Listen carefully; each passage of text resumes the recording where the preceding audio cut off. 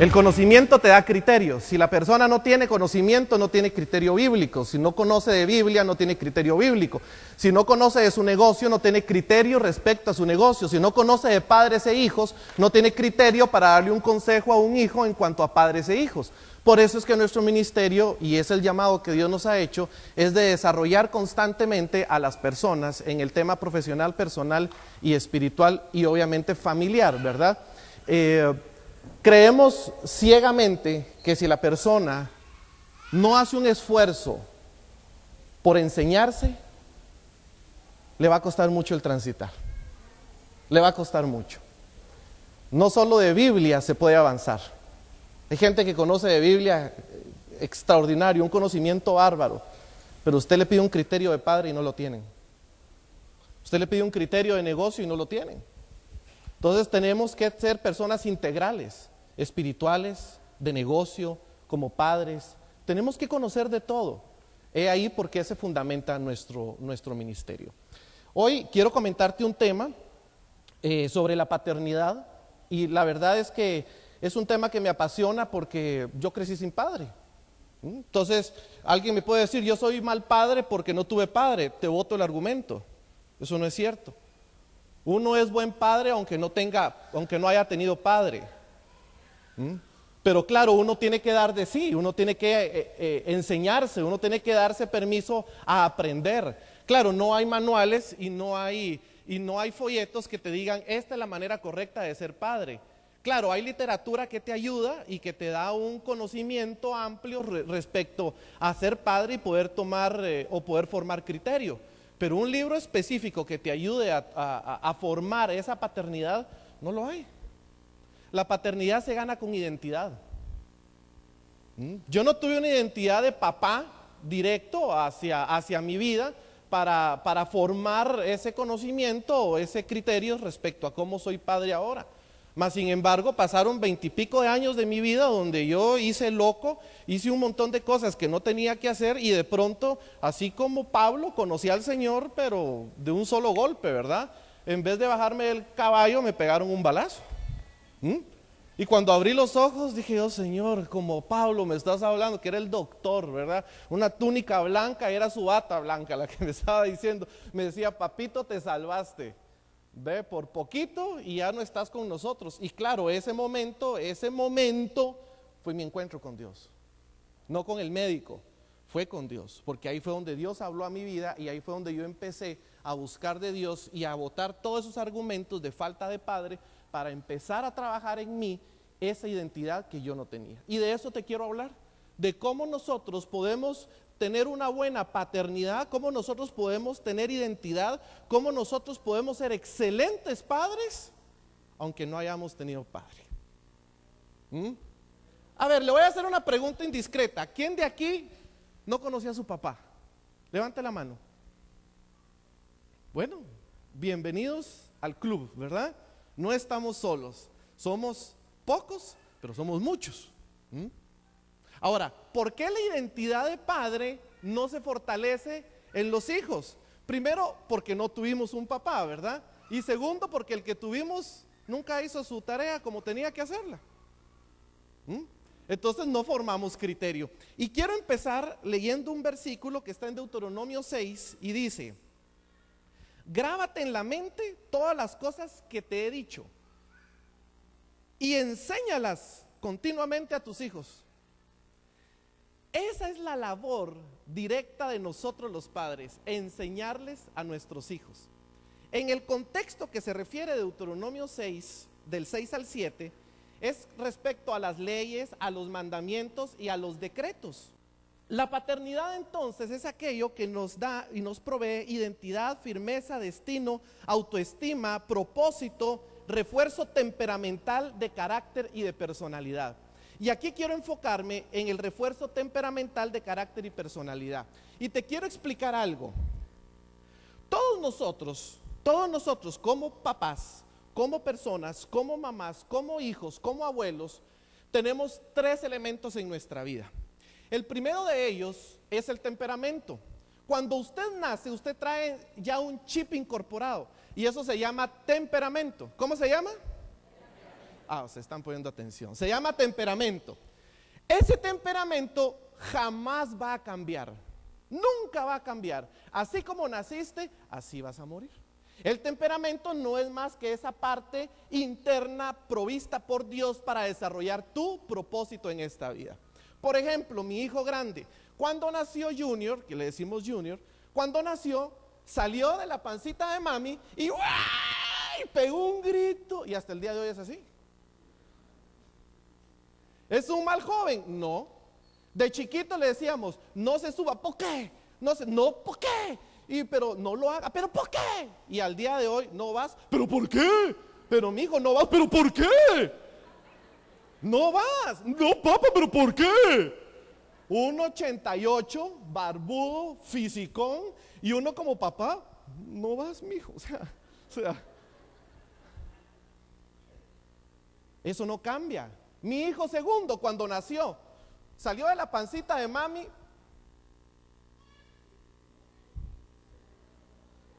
y al día de hoy es así. ¿Cómo estás, mijo? Bien, papá. ¿No vas a la fiesta? Ok. Eso no va a cambiar nunca. Y mi hija, cuando salió de la pancita de mami, me vio y hizo así.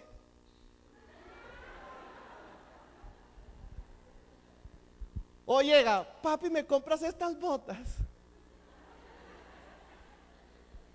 Por Dios, o sea, temperamento, colérico, flemático, melancólico y sanguíneo. Eso no cambia, nunca va a cambiar. Lo que sí podemos es administrar nuestro temperamento. Y ahí es donde se encarga Dios, a través de su Espíritu Santo, de darnos ese dominio propio para controlar esa parte temperamental. Porque el temperamento tiene sus cosas buenas y tiene sus cosas malas, ¿ves? Entonces el Señor, a través de su Espíritu, nos da la sabiduría y el discernimiento para poder administrar el temperamento. Pero eso no cambia. Lo otro que tenemos en nuestra vida es el carácter. Y ahí sí tiene injerencia el papá, la mamá, el tío, la abuela, la iglesia, la sociedad, el país y todo el mundo, y Raimundo y medio mundo, como dicen aquí, ¿verdad? El carácter es aprendido. ¿El temperamento cambia? ¿El carácter cambia? Exactamente. El carácter sí cambia porque es aprendido, pero ahí es donde está el poder del Padre. Porque a través del carácter es que nosotros vamos formando un elemento que es el que nos vende hacia toda la sociedad, y es la personalidad. La sumatoria de temperamento más carácter es igual a personalidad. Por eso es que usted mira tanto fracaso matrimonial, porque las chiquillas se enamoran de la personalidad del joven y jamás llegan a conocer cuál es el temperamento y el carácter que hay detrás de la vida de ese joven. O dígame si no, las muchachas. Entra un muchacho con un celular nuevo. ¿Y cómo camina el muchacho con el celular nuevo? Sí. ¿Ves? Porque quiere que todo el mundo vea el celular nuevo, ¿sí o no? Y la muchacha, ¡ay, viste cómo camina ese mae! ¡Oh, oh, viste cómo camina! O sea, tuerce la nalga derecha. ¡Qué sexy! Y hay otros muchachos que tienen un vocabulario, por Dios, es un inodoro. Pero las muchachas, ay, viste qué lindo habla, ay, qué belleza. La otra, está el muchacho en la esquina y la muchacha, ay, viste qué lindo escupió, ay, pero qué belleza, cómo escupe. ¿No le viste sus labios así en slow motion?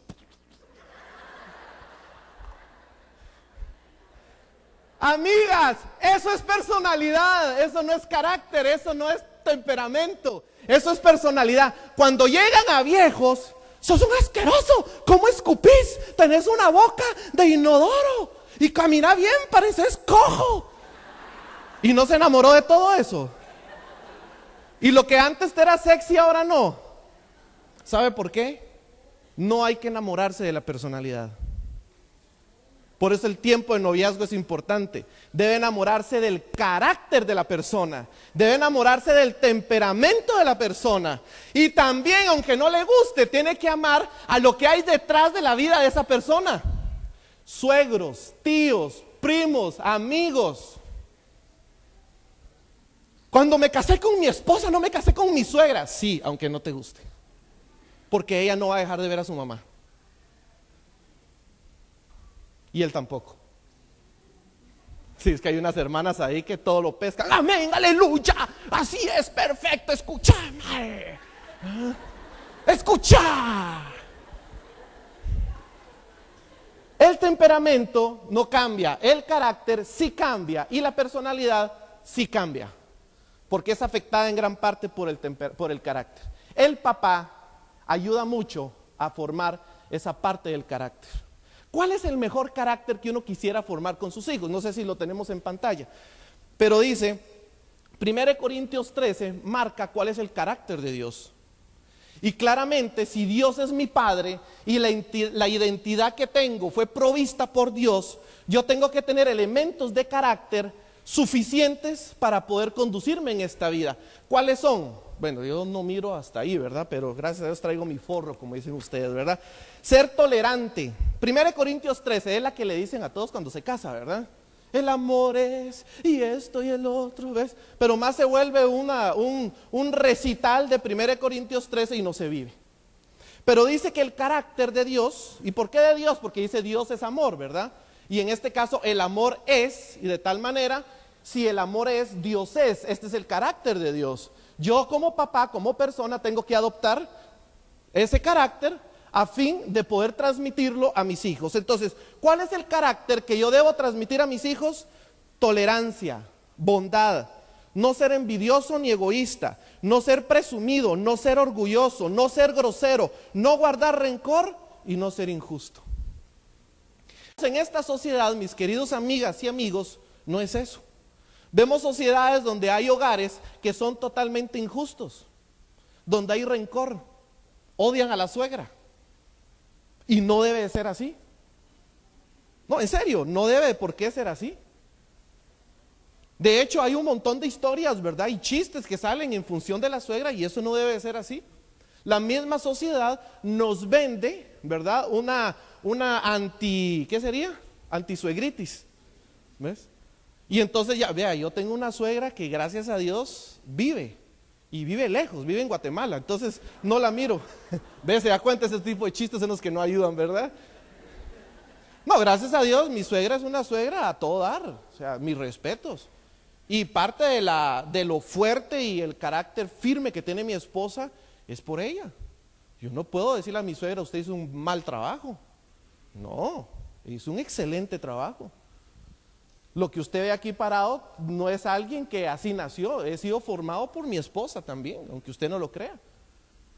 Mi esposa ha hecho una labor en mi vida que usted no tiene idea. Yo cada vez que me invitan a predicar o a participar en alguna charla, conferencia o evento, yo tengo un conflicto estomacal que usted no tiene idea. O sea, siento mariposas, ¿qué mariposas? Siento murciélagos en la panza. ¿Ve? Que brincan, que mueven, que suben, me sudan las manos. Y yo digo, pues, ¿por qué esta parte siempre en mí? Y me dijo mi esposa, el día que no sientas esto, es porque perdiste la pasión por lo que haces. Entonces le dije, amén, hermana, tiene toda la razón. Así es, ¿verdad? Ya voy a tratar de controlar eso. Y claro, ella me ha ayudado. Cada vez que yo tengo que subir a un púlpito o a donde me invitan, ella ora por mí. Siempre impone manos antes de que yo suba. ¿O cómo despide usted a su esposo? Dios viejo, que te vaya bien. Y por dentro, ja, que no regrese este desventurado, ¿verdad? ¿Ves? No, claro, nosotros que atendemos consejería vemos una de cosas que usted no se imagina, pero terribles. Pero ahí está mi esposa al lado mío, imponiendo manos, en el amplio sentido de la palabra. Para los que ya tienen una cara ahí, ¿cómo le imponen manos, hermano? Ya le voy a explicar más adelante, ¿verdad? Porque hoy vamos a hablar de todo un poco. Bien, entonces la labor del padre para nuestros hijos es proveerles el carácter correcto, lo que nosotros como padres debemos de vivir. Como padres tenemos que ser coherentes en lo que decimos y en lo que hacemos. En lo que decimos y cómo caminamos. Si yo le digo a mi hijo, fumar es malo, y yo tengo el cigarro en la boca. Mi hijo, no tome birras, la birra es mala. Y al ratito lo encuentran con una birra en la mano. Eso no es ser coherente. Ahí estás dando un doble mensaje, un doble discurso. Y lo que va a pasar es que en el futuro tu hijo ya no te va a creer.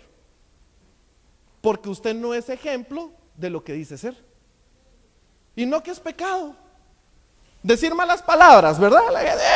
Usted dice un montón de cosas, pero terribles.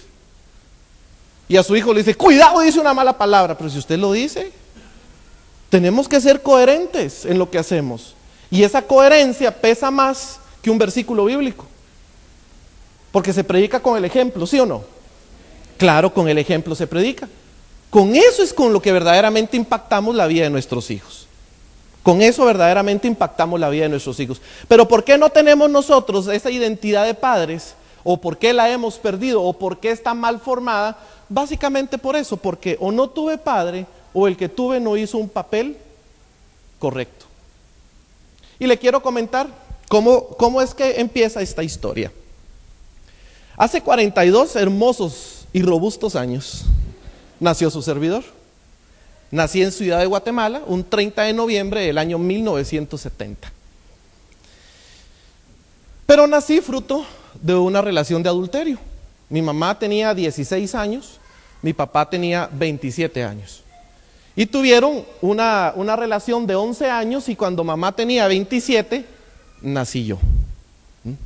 Entonces sucede que cuando nací llegó el problema. Porque entonces ya la relación no se podía mantener.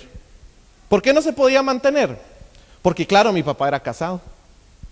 Mi mamá trabajaba en la empresa donde papá era dueño. Mi papá es judío palestino.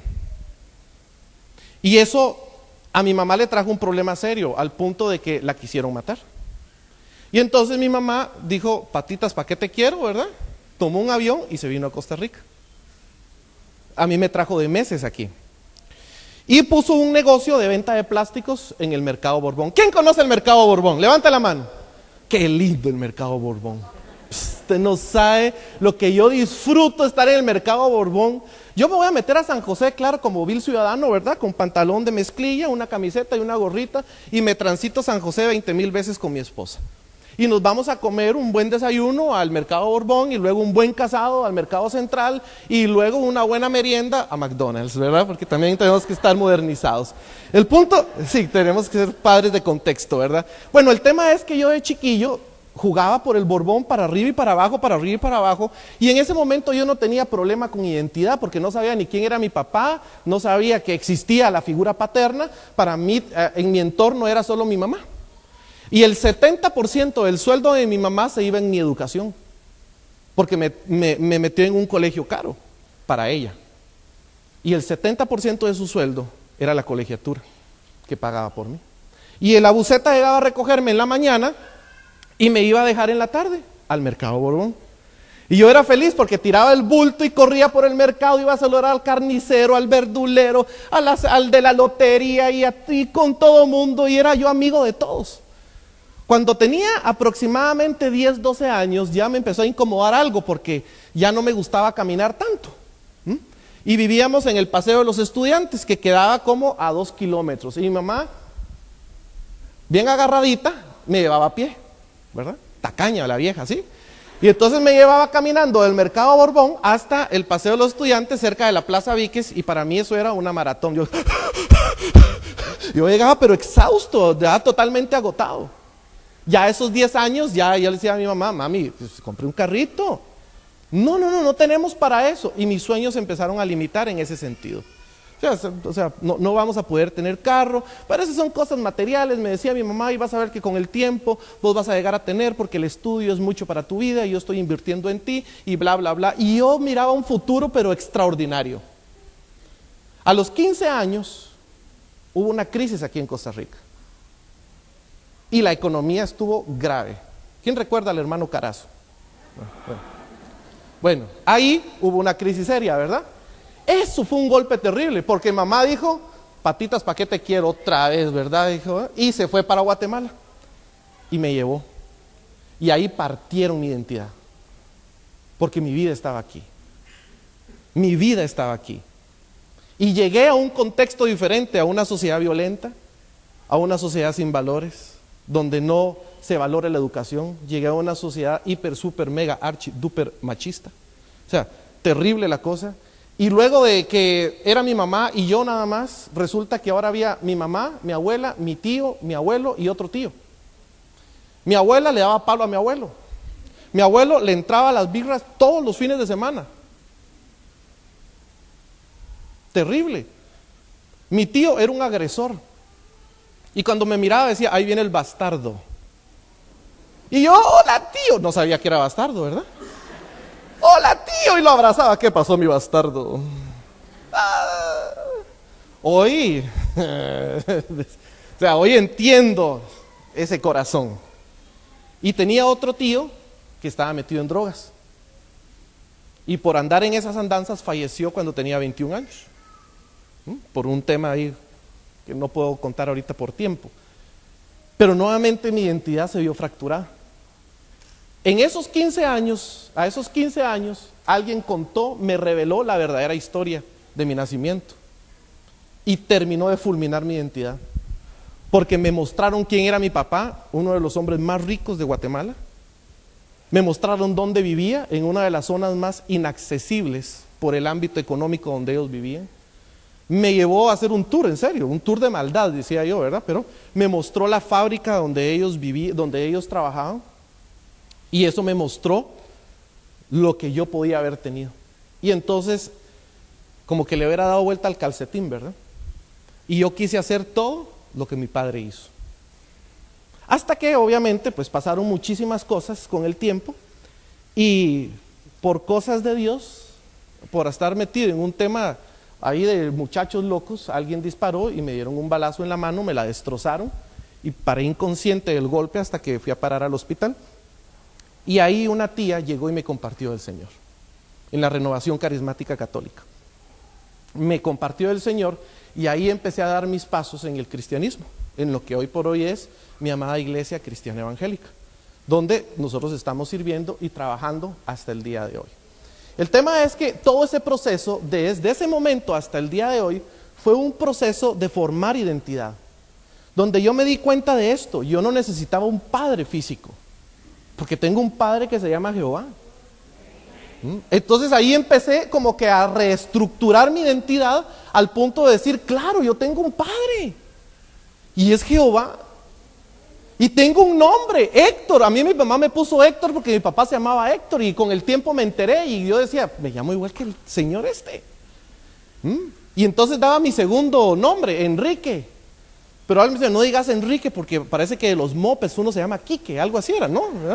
Y entonces mis amigos me empezaron a molestar, no, pues entonces prefiero regresar al Héctor.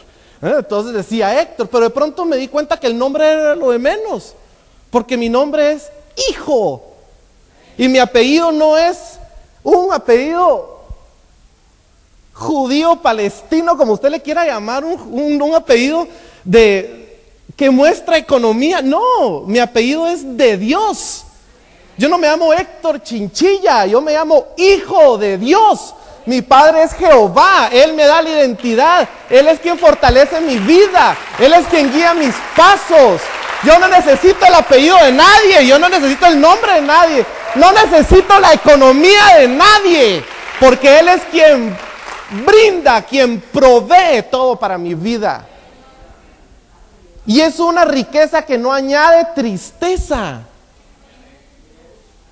No tengo casa, ¿cómo que no? Está en los cielos. O sea, pero qué casona la de tu viejo, sí, esa es la física. Pero ven un temblor de aquellos, a ver si no se la baja. ¿Ves? Pero la que está arriba, por mucho temblor, esa no se baja. Ese es mi hogar, esa es mi casa, es lo que yo tengo, a donde yo voy a ir. Pero mientras llego a ese lugar tengo que vivir una vida de identidad, saber quién soy, que no soy un creído, que no soy un vanidoso, soy un hijo de Dios, y lo que la gente entiende como vanidad, yo lo veo como identidad. Soy un hijo de Dios, yo no tengo por qué sentirme menos de nadie. Mire, en los pueblos usted lo puede ver, usted saluda a alguien y le dan la mano flojita. Usted llega a un pueblo en Guatemala donde el 80-70% es indígena, usted le da la mano a alguien y te da la mano suavecito, porque es una forma de mostrar que ellos se rinden a la persona. Y entonces el que da la mano le estrecha fuerte y ese dice, aquí mando yo. Cuando usted me salude, jamás espere que yo le dé la mano suavecito. Se la voy a dar como todo un hijo de Dios. Cuando usted salude, salude con identidad. Cuando abrace, abrace con identidad. Cuando hable, hable con identidad. Es que no me enseñó mi tata. Pues su tata no se lo enseñó, pero el que está arriba es su tata y ese sí se lo enseña. Y ese le dice que él es su Dios, él es su padre y a usted no le falta nada. No tengo elementos para ser un buen padre. Mentira, usted tiene todos los elementos suficientes para ser un excelente padre. Es que no tengo la empresa que mi papá tenía, de tal manera no tengo propósito. ¿Quién dice que no tiene propósito? Yo tal vez no estoy sentado en un lugar produciendo lo que tengan ellos que producir, pero estoy aquí siendo colaborador fiel de quien es mi padre. Ese es mi propósito. Hoy entiendo. Ahora entiendo cuál es mi propósito en esta vida. Y si le contara la historia de mi esposa, es totalmente similar. También es media palestina. Usted mira a mi hija, morena, ojos gigantes, una boca extraordinariamente bella. Que, o sea, honestamente, cuando va en la calle no hay desventurado que le toque el pito. Claro, pero yo tengo que saber que esa parte genética se traslada. Es idéntica a mi abuela paterna. Es idéntica. Y eso no se puede obviar. Eso no puede cambiar, solo que te hagas una cirugía plástica. Pero eso no cambia. Pero lo de adentro sí. Mis hijos saben de dónde vienen. Ya ellos saben cómo su papá vino a este mundo. Saben que si las cosas hubieran sido diferentes, estuviéramos en otro lugar. Pero hoy estamos aquí porque las cosas fueron como Dios quiso que fueran. Y como Él ha ido conduciendo nuestra vida. Y hoy mis hijos son extraordinarios. ¿Saben de dónde viene su papá? Sí. Pero a ellos no les causa amargura, ni rencor, ni nada por el estilo. Nada por el estilo. A mí me causó porque se trató mal el asunto. Pero nosotros como padres tuvimos que hacer un gran esfuerzo para que ellos tuvieran otro concepto de lo que pasó en ese momento. No alterando la verdad, porque en ningún momento se alteró, pero simplemente se les mostró lo que Dios hizo en su servidor. Eso es lo que se transmite, esa es la paternidad. Entonces, usted tiene que saber que la vida claramente te va a mostrar cosas difíciles, pero nada es imposible, nada es imposible. Por ahí alguien me dijo, eso es imposible. Mentira, quítese de la boca la palabra imposible.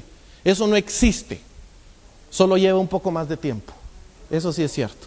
No es de la noche a la mañana, pero sí tenemos que hacer una inversión en tiempo para hacer posible aquello que es imposible. ¿Hubiera sido imposible que yo restaurara mi identidad?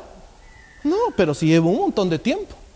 Ahora, más que un versículo bíblico y más que un montón de versos, no quiero desarrollar esto así.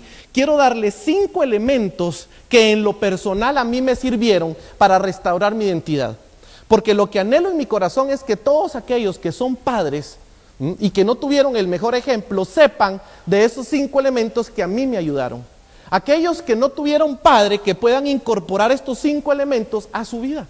Y aquellos que están empezando a caminar como padres, que tomen estos 5 elementos que le voy a compartir para poder ayudarse en el transitar. Y para aquellas madres que están fungiendo como padres, también les sirven estos 5 elementos, porque son unisex, ¿verdad? Eso es lo bueno. Usted puede adoptarlos también como mamá.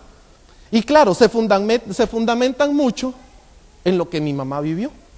Vea, me decía alguien, ala, es que qué chiva, me decía alguien, vivir en estar en el mercado Borbón y correr y esa libertad. ¿Y dónde vivías? Vivía en la bodega y era una casa enorme, en verdad, era una casa extraordinariamente enorme donde mi mamá vivía. Pero el 93% era bodega. El 7% era donde nosotros vivíamos, era un cuarto. Un cuarto con una cama, donde dormía ella y dormía yo.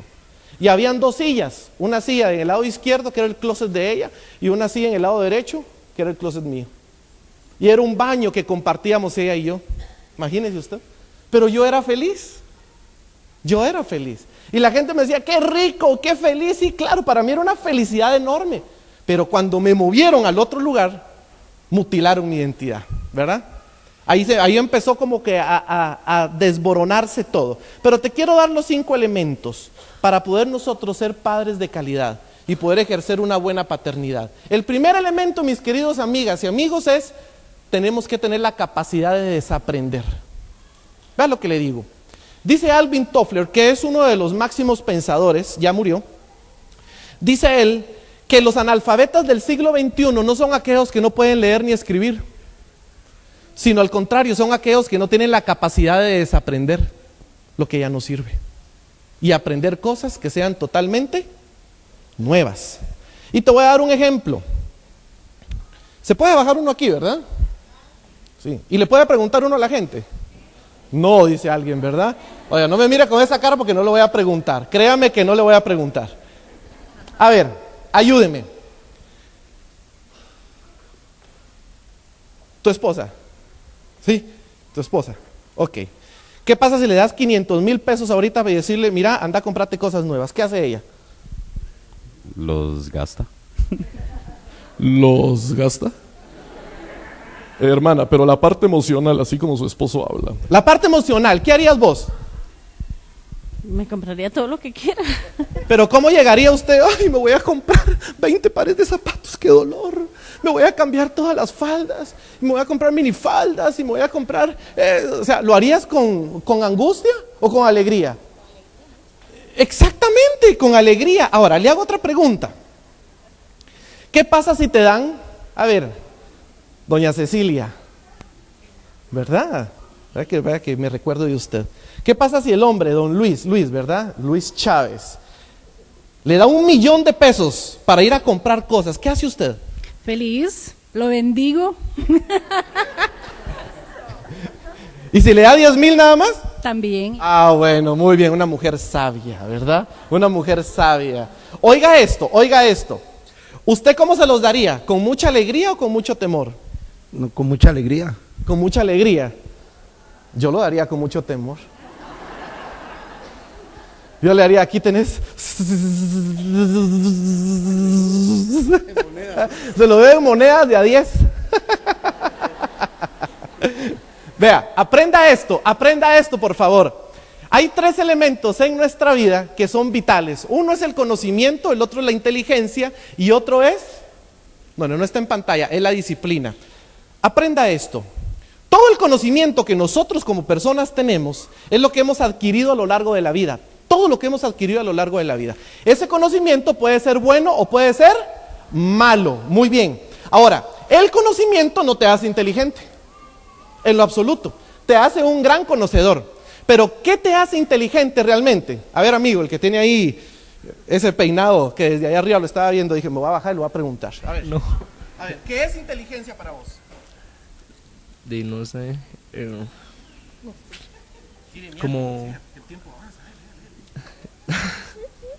como no sé, capacidad de hacer las cosas correctamente. Muy bien, ya vio que ayuda el peinado, extraordinario. Así es. La inteligencia es la capacidad de poder, ¿qué? Aplicar, de poder llevar a cabo aquello que usted conoce. Le voy a poner otro ejemplo. Si usted conoce mucho, si usted conoce bastante, pero no aplica nada, ¿no conoce gente así? Que dicen saberlo todo, dicen conocer de esto, pero no hacen nada. Son grandes conocedores, pero no son nada inteligentes, con el perdón que se merecen. Pero hay gente que conoce poco y lo poco que conoce, lo aplica. Esas son grandes personas, son personas inmensamente inteligentes, porque lo que conocen, aunque sea poco, lo saben aplicar. Lo saben aplicar. De tal manera, no importa conocer mucho, sino que lo que importa es aplicar lo que usted conoce. Ahora, no solamente con eso basta. También hay otra palabra que se llama disciplina. Y le quiero hacer una pregunta. ¿Qué es la disciplina para usted? Para usted. Para usted. Normas aprendidas de comportamiento. Normas aprendidas de comportamiento. Ahora, escuche esto. ¿Hay algún japonés aquí? Levanta la mano. ¿No? Bueno, le vamos a dar duro a los japoneses. Vea. No. ¿Quién escucha el mito o quién ha escuchado ese mito de que el japonés es muy inteligente? Levante la mano. O sea, con toda libertad. Quiero saber si solo yo lo he escuchado. ¿Usted no lo ha escuchado? Sí, claro. Entonces levante la mano, compadre. O sea, todos hemos escuchado ese mito de que el japonés es altamente inteligente. Pues déjeme decirle que no es cierto. ¿Por qué usted se va a permitir decir que alguien es más inteligente que usted si usted no lo ha demostrado? La gente nos vende una idea y un concepto equivocado con respecto a la inteligencia y al conocimiento. Usted le dice a un japonés, usted le da un par de cables, un vidrio y 2 pedazos de madera y le hace una plasma. Porque la gente piensa que el japonés es muy inteligente. Claro, conocen mucho. Pero ¿sabe qué es lo que ellos tienen? Algo que se llama disciplina. Que en Latinoamérica eso nos hace falta. Los latinos somos vagos. Dígame si no, la reunión es a las 9, 9:20. ¿Sí o no? La impuntualidad es una tremenda irresponsabilidad. No tiene otro nombre. El que es impuntual es un irresponsable. Y si usted le ha dicho, usted ha formado a sus hijos en ese sentido, tenga cuidado, por favor. Porque usted no está para formar gente irresponsable. Costa Rica no se merece eso, no nos merecemos eso. Merecemos gente que sea responsable. Y la responsabilidad empieza con el horario. Eso es disciplina. Hay que estudiar, ok, voy a estudiar. ¿De qué horas? De 5 a 7. Ok, de 5 a 7. Pero a esa hora va a estudiar. Entonces ahí sí va a demostrar si usted es inteligente. Pero si usted no es disciplinado, hágame favor, no me diga que es una persona inteligente, porque no está aplicando lo que conoce. Y todo en esta vida se sustenta en la disciplina, aunque usted no lo crea. Hay un pensamiento, no me recuerdo ahorita del autor, pero dice que la disciplina, tarde que temprano, siempre supera a la inteligencia, siempre la supera. La inteligencia siempre supera, la disciplina, perdón, siempre supera la inteligencia, siempre. Como padres tenemos que tener la capacidad de desaprender. Es que en mi casa me decían que le pegara al huila. No se pega. No se pega. Eso se llama agresión. Es que en mi casa me dijeron que mi hijo le tenía que hablar con autoridad. Hablar con autoridad no es lo mismo que gritar y maltratar verbalmente.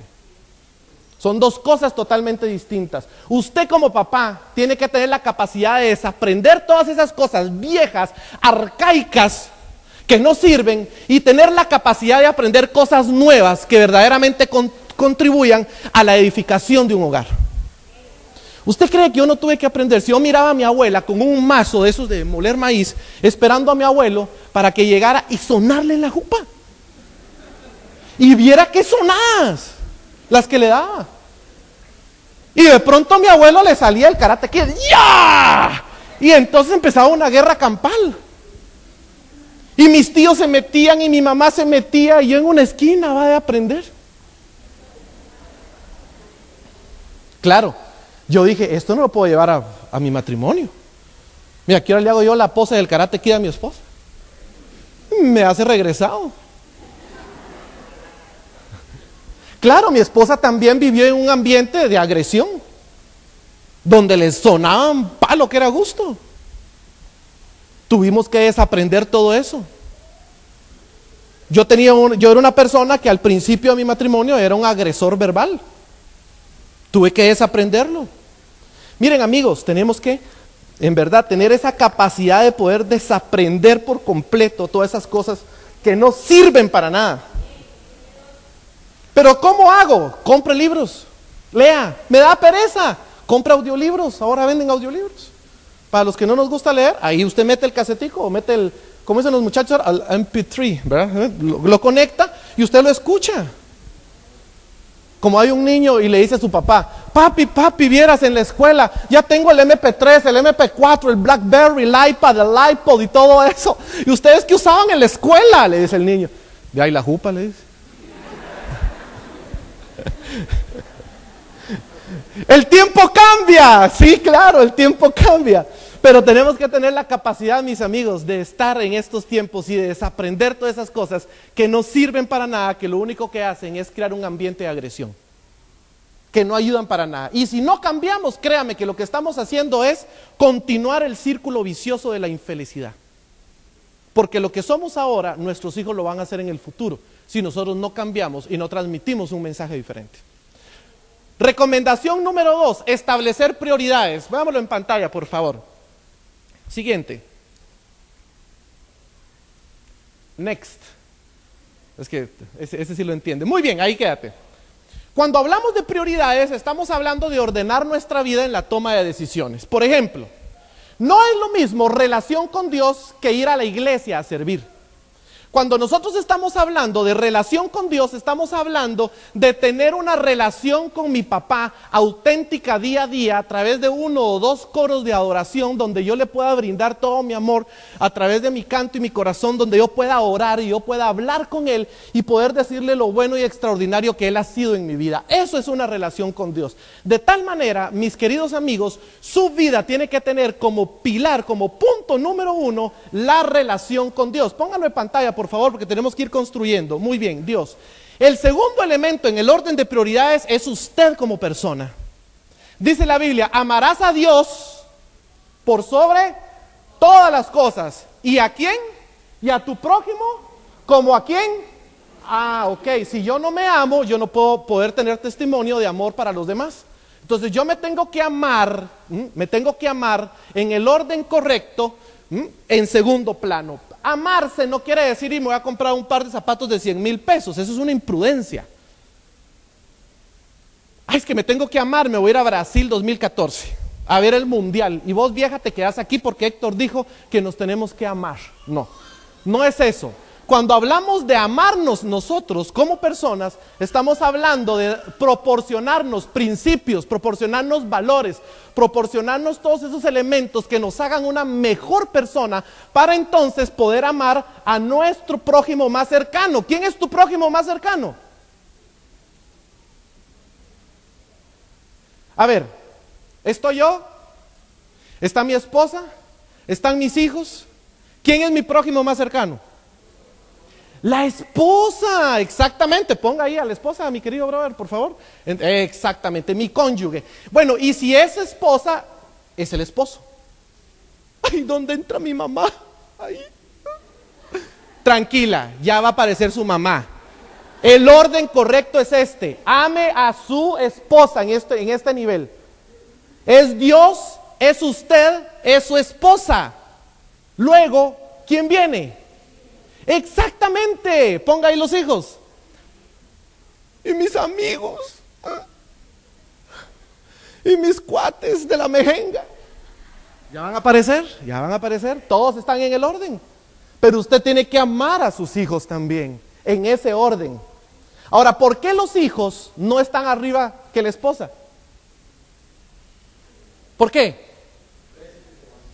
Porque crecen, como dice Luisito, crecen y jalan. Y con quien te queda, con quien iniciaste tu matrimonio, con ese te vas a quedar. Y si su vida fue en un infierno, te vas a quedar en un infiernito. Porque se te fueron aquellos que hacían la vida un poco más plácida. Y se te fueron los chicos. Y te quedaste con quien iniciaste la vida. Por eso es que la vida se tiene que vivir con calidad. La vida se tiene que vivir con calidad. Por eso es que están sus hijos en cuarto lugar. Luego, vea quién viene. Sigamos. El trabajo. Mi mamá no aparece. Ya va a aparecer la doña. Sí, ya va a aparecer. ¿Por qué el trabajo? Porque aquel que no provee a su hogar es peor que... Ah, ok. Vea cómo tiene que canalizar incluso la plata. Es que le voy a dar plata a mi hermano que está sin trabajo. Ya, enséñele a trabajar al muchacho. No le dé pescados, dele una caña y enséñele a pescar al hermano. Pero no le dé plata. La plata se dirige primeramente en el orden, nuestros diezmos, ofrendas y luego toda la provisión de nuestra casa. Y si sobra, ayude. Pero no ponga en riesgo la economía de su hogar. No ponga en riesgo la economía de su hogar. Es que tengo que ayudar al necesitado si te sobra plata. Pero no ponga en riesgo el agua, la luz, la comida, la alimentación, la renta, la ropa. No ponga en riesgo nada de eso. Que por ayudar a alguien en determinado momento le van a cortar la luz. Entonces debemos de ser personas de orden, con criterio. Si a usted le sobra plata, ayude. No estoy en contra de eso. Ayude. Nosotros ayudamos. Cuando tenemos, ayudamos. Y ayudamos bastante. Pero cuando tenemos, de lo contrario, yo tengo que proveer a mi casa. Tengo que proveer a mi casa al 100%. Luego, en el orden, ¿qué sigue? Ahí sí, mire, familia sanguínea. Los suegros, amigos y primos. Héctor, qué bárbaro, dejaste a mi madre en último lugar. No, en penúltimo, porque todavía falta uno. En penúltimo, porque todavía falta uno. Si usted ordena eso como yo lo hice, créame que le va a ir más fácil. Yo no dejo de desatender a mi mamá, para nada. Mi mamá vive conmigo. Y la atendemos al 100%. Pero no dejo de desatender a mi esposa. No dejo de desatender a mis hijos. Velo por ellos, velo por mi mamá, velo por mis amigos, velo por la familia cuando está necesitada. Pero en ese orden. Y en último lugar, vea en último lugar quién está. El servicio a la iglesia. Porque cuando hablamos de Dios, estamos hablando de relación auténtica. Cuando hablamos de servicio a la iglesia, ahí sí se trata de subirse la manga e ir a trabajar. Pero usted no puede estar ayudando a alguien si usted tiene un problema en su casa. Usted primero arregle su problema, arregle su casa, póngase a cuentas con quien tiene que ponerse a cuentas y entonces vaya a servir. Porque debemos de ser figuras y recuerde que nosotros nos exponemos a la gente. Todos debemos de tener un testimonio que verdaderamente respalde lo que nosotros hacemos. Debemos de ser personas muy cuidadosas en ese sentido. Pero tengo que ayudar a los hermanos que están necesitados. Sí, pero vos también estás necesitado. Anda con el pastor, recibí consejería, entra en un proceso de restauración, entra en stand-by. Deja de servir un momento y ponete a cuentas con Dios y restaura tu vida, restaura tu matrimonio, restaura todas tus relaciones y cuando ya estés en el proceso, encaminado y punto de llegar, entonces le puedes consultar a tu pastor si podés entonces servir nuevamente. Y eso no es ponerse en disciplina, no es eso, es darse usted el lugar para restaurarse como persona. Usted es importante, pero tiene que hacerlo bien hecho. Y cuando digo, vea, las cosas de Dios se hacen con excelencia, ¿sí o no? Bueno, entonces hágalo con excelencia. Si usted está mal, vea, usted no puede dar aquello que no tiene. Usted tiene que capacitarse, tiene que dotarse de un montón de cosas para poder avanzar en la vida y para poder darle a sus hermanos. Pero hasta que los tiene, usted lo puede dar. Tercer elemento importante, tenga un balance con sus hijos entre ser padre y ser amigo. Y esto se basa en 4 elementos. Primero, haga algo diferente con cada uno de sus hijos. ¿Sabe? Mi hijo el grande, el que todo lo critica, le encanta ir al estadio. Y ya gracias a Dios, ya él ya le empezó a correr la sangre tica. Sí, claro, ya tiene una novia tica, ya está en la universidad tica, y entonces ya eso, ya empezó a correr, él está tratando esa identidad con él. Yo cuando voy al estadio me pongo la roja. Si yo me crecí aquí, yo toda mi vida la hice acá.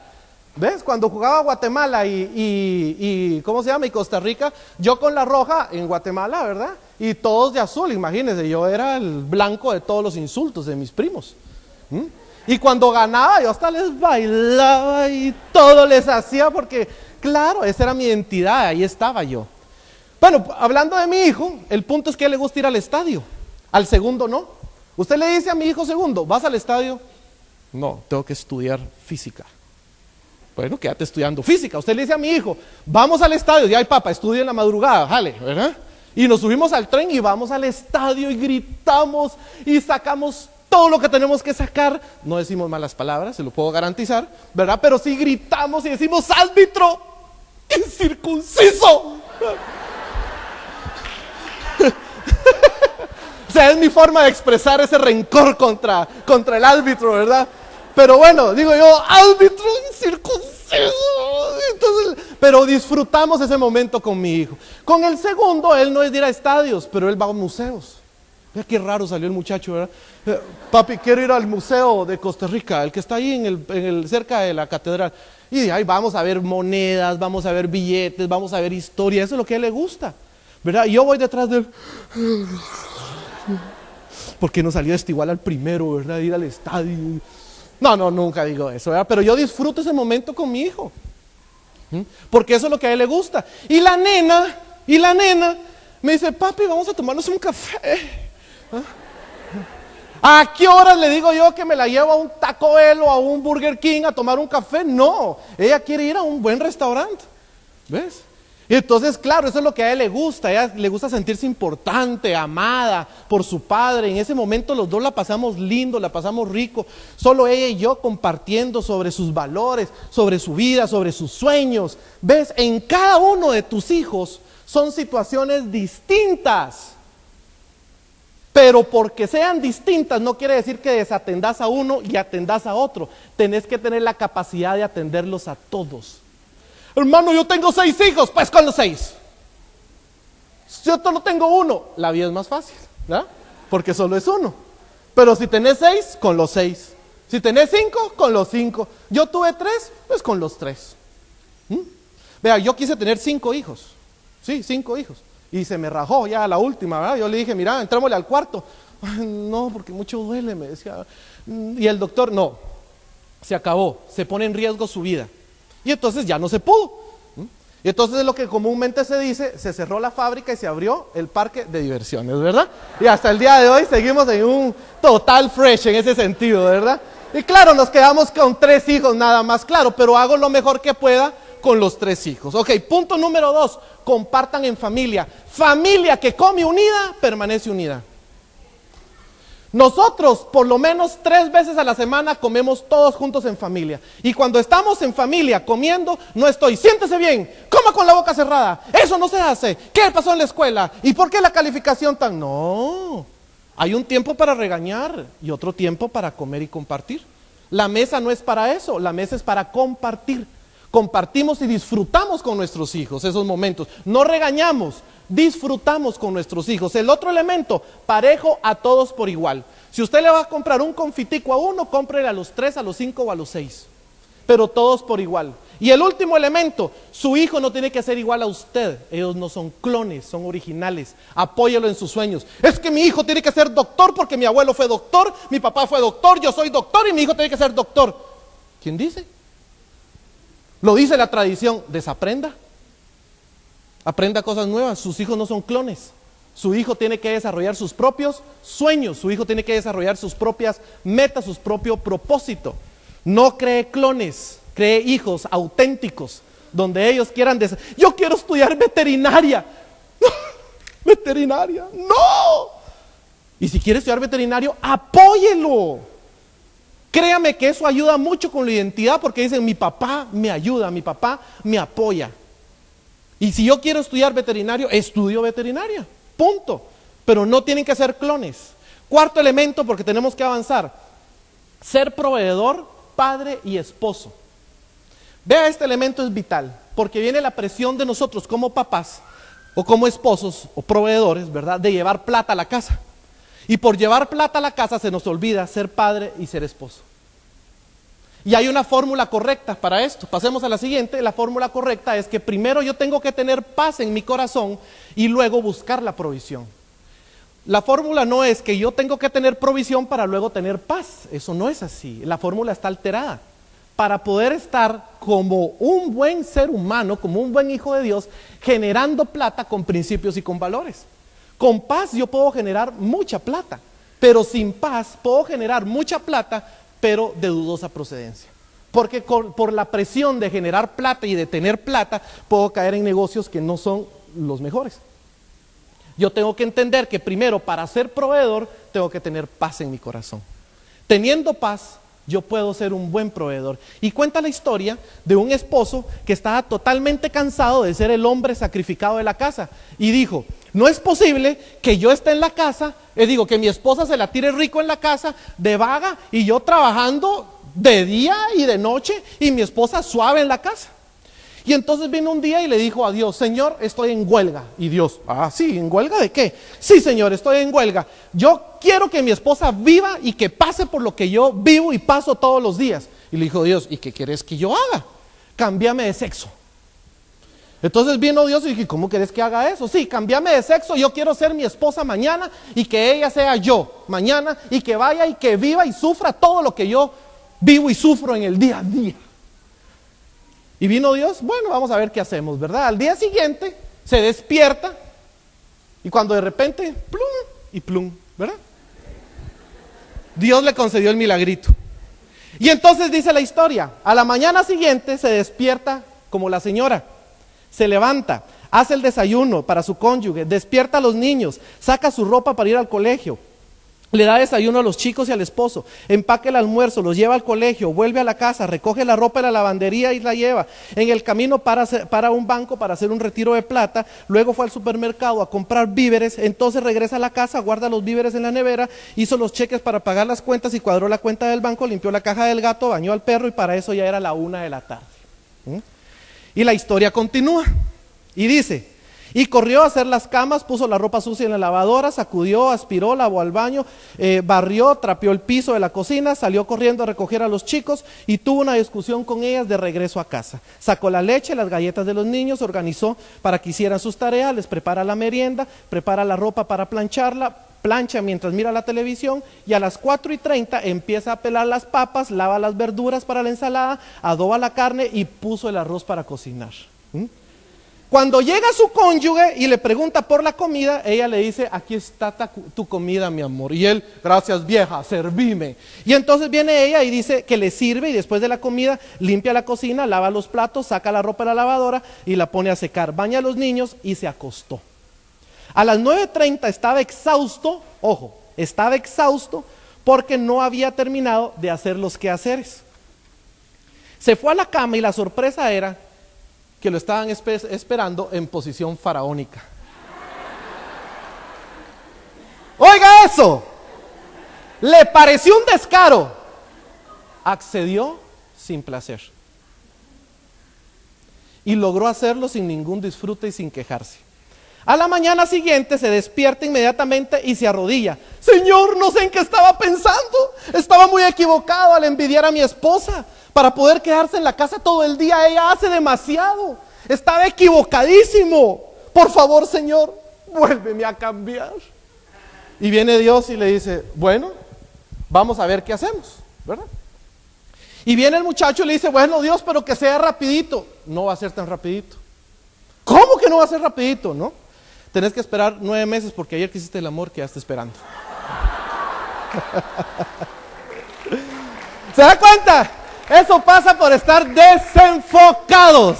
Esto pasa por estar desenfocados. Cuidado con lo que le ora a Dios, ¿verdad? Y quiero terminar con esto. ¿Qué es lo que yo vivo todos los días? Y es un verso que a mí me mata. Porque muestra realmente la situación por la cual yo estaba viviendo. Dice 2 de Samuel, capítulo 9, versículo del 1 al 13. Cuenta la historia de Mefiboset. ¿Quién conoce la historia de Mefiboset? Escuche esto.